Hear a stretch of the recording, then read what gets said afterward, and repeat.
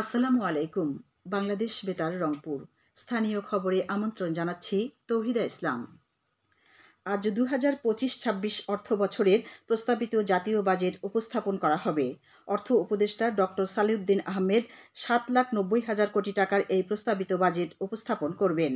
সংসদ না থাকায় ধারণকৃত বাজেট বক্তৃতাটি আজ বিকেল 3টায় বাংলাদেশ বেতার ও বাংলাদেশ টেলিভিশনের মাধ্যমে প্রচার করা হবে। বেসরকারি টেলিভিশন ও রেডিও চ্যানেলগুলোকে বিটিভির অফিসিয়াল ফিড ব্যবহার করে একযোগে ভাষণটি সম্প্রচারের অনুরোধ করা হয়েছে। এটি হবে দেশের 54তম এবং অধ্যাপক ডক্টর মোহাম্মদ ইউনূসের অন্তর্বর্তী সরকারের প্রথম বাজেট। অর্থ মন্ত্রণালয়ের বিজ্ঞপ্তিতে বলা হয়, প্রস্তাবিত বাজেটে কর্মসংস্থান সৃষ্টি, মূল্যস্ফীতি হ্রাস, ব্যবসা বাণিজ্য সহজীকরণ ও আর্থিক খাতে শৃঙ্খলা ফিরিয়ে আনার পাশাপাশি অর্থনৈতিক স্থিতিশীলতা পুনরুদ্ধারের মতো গুরুত্বপূর্ণ বিষয়গুলো তুলে ধরা হবে। পবিত্র ঈদুল আজহা উপলক্ষে লালমনিরহাটের পাটগ্রাম উপজেলার বুড়িমারি স্থলবন্দর আগামী 5ই জুন থেকে 14ই জুন পর্যন্ত 10 দিন বন্ধ থাকবে। এ সময় বুড়িমারি ইমিগ্রেশন চৌকি দিয়ে পাসপোর্ট ও ভিসাধারী যাত্রীদের চলাচল স্বাভাবিক থাকবে। Burimari customs clearing and forwarding agent অ্যাসোসিয়েশনের সাধারণ সম্পাদক ASM নিয়াজ নাহিদ বিষয়টি নিশ্চিত করেছেন। তিনি জানান, আমদানি রপ্তানিকারক, C&F এজেন্ট ও সংশ্লিষ্ট ব্যবসায়ীদের সিদ্ধান্ত অনুযায়ী এ বন্ধের সময়সূচি নির্ধারণ করা হয়েছে। আগামী 15 জুন থেকে C&F কার্যক্রম যথারীতি চালু হবে। জয়পুরহাটের খেতলাল উপজেলায় 8ম শ্রেণীর স্কুল ছাত্রীকে অপহরণ ও ধর্ষণের অভিযোগে আসলাম হোসেন নামে এক ব্যক্তির যাবজ্জীবন কারাদণ্ড দিয়েছে আদালত। সেই সঙ্গে পৃথক দুটি অভিযোগের একটিতে 50,000 টাকা জরিমানা, অনাদায়ে আরও 3 মাস এবং অপর আরেকটি অভিযোগে 25,000 টাকা জরিমানা, অনাদায়ে আরও 2 মাসের কারাদণ্ডের আদেশ প্রদান করেছেন আদালত।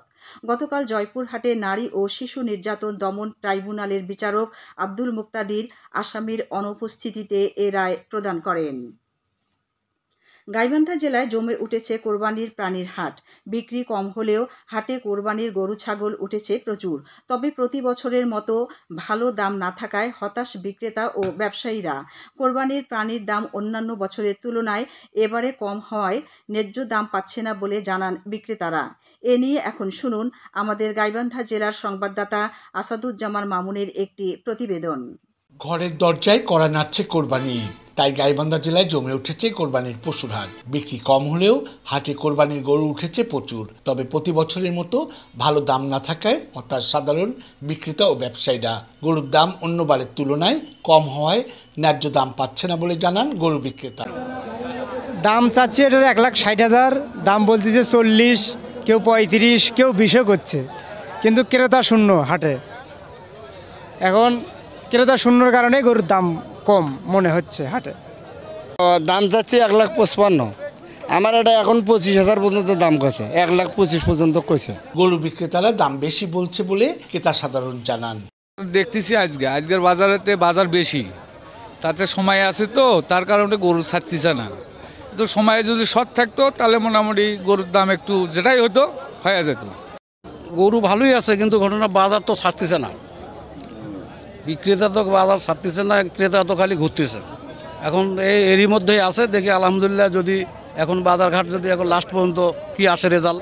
জেলার বিভিন্ন স্থানে ছোট বড় 41টি কোরবানির পশুর হাট জমে উঠেছে। এর মধ্যে 26টি স্থায়ী ও 15টি অস্থায়ী। ইতিমধ্যে এসব কোরবানির পশুর হাটে ব্যাপকভাবে উঠতে শুরু করেছে গরু, মহিষ, ছাগল ও ভেড়া। গাইবান্ধা জেলা প্রাণী সম্পদ কর্মকর্তা ডাক্তার মোহাম্মদ আব্দুল রাজ্জাক জানান, কুরবানি ঈদকে সামনে রেখে আমাদের গাইবান্ধা জেলায় প্রস্তুতকৃত আছে গরু 1,96,277টি। প্রতিটি স্থায়ী হাটের মধ্যেই অস্থায়ী হাটে আমাদের যে ভেটেরিনারি মেডিকেল টিম আছে তারা সব সময় এখানে তদারকির মধ্যে আছে। গাইবান্ধা জেলায় 1,96,277টি গবাদি পশু প্রস্তুত করা হয়েছে। এর মধ্যে জেলায় চাহিদা রয়েছে 1,26,305টি পশু। আসাদুজ্জামান মামুন, বাংলাদেশ বেতার, গাইবান্ধা।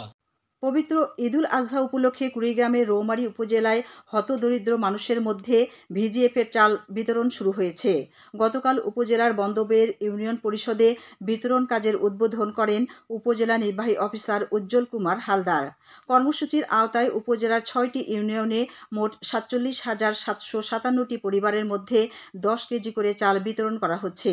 ঈদের আগের দিন পর্যন্ত এই বিতরণ কাজ অব্যাহত থাকবে। দুর্যোগ ব্যবস্থাপনা অধিদপ্তরের তত্ত্বাবধানে সংশ্লিষ্ট ইউনিয়ন পরিষদগুলো বিতরণ কর্মসূচি বাস্তবায়ন করছে।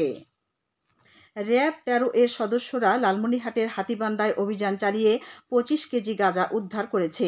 র্যাব জানায়, মাদক বিরোধী অভিযানের অংশ হিসেবে গতকাল র্যাবের একটি দল গোপন সংবাদের ভিত্তিতে বড়খাতা ইউনিয়নের পূর্ব সারডুবি গ্রামে একটি ধানক্ষেত থেকে পরিত্যক্ত অবস্থায় এই গাঁজা উদ্ধার করে। সবশেষে আবহাওয়া। আজ বেলা 1টা পর্যন্ত পূর্বাভাসে বলা হয়েছে, ময়মনসিংহ, নোয়াখালী, কুমিল্লা, চট্টগ্রাম, কক্সবাজার এবং সিলেট অঞ্চলসমূহের উপর দিয়ে পশ্চিম দক্ষিণ পশ্চিম দিক থেকে ঘন্টায় 45 থেকে 60 কিলোমিটার বেগে অস্থায়ীভাবে দমকা থেকে ঝোড়ো হাওয়া বয়ে যেতে পারে। সেই সাথে বৃষ্টি অথবা বজ্রসহ বৃষ্টিপাতের সম্ভাবনা রয়েছে। এসব এলাকার নদীবন্দরসমূহকে 1 নম্বর সতর্কতা সংকেত দেখাতে বলা হয়েছে। খবর শেষ হলো। আমাদের পরবর্তী স্থানীয় খবর প্রচারিত হবে বেলা 2:05